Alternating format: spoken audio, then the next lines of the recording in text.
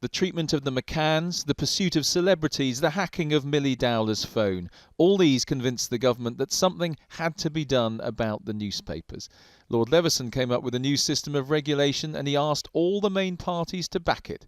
But now that's proved impossible. Today David Cameron announced he was pulling out of cross-party talks and going on his own.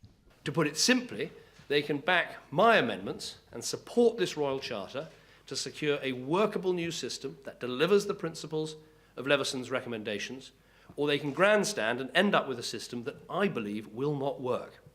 He says you don't need a full press law, just some amendments to other legislation. But is that really enough?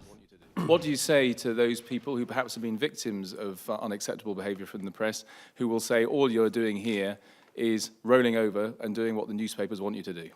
Well, that is not the case. We've got the deal that can do that. The Royal Charter, the changes in terms of defamation, it's all there, it all can be done.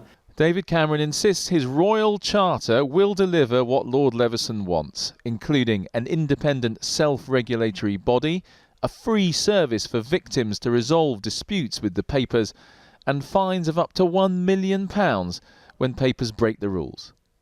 This all came as a surprise, not least to his partners in government. Barely 2 hours earlier, Nick Clegg had told me talks could still work out.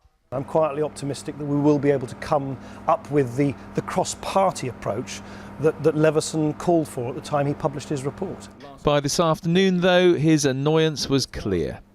It's not an issue which I believe should be the subject of sort of party political point scoring. This is something where we should work together, and I'm determined to continue to do so.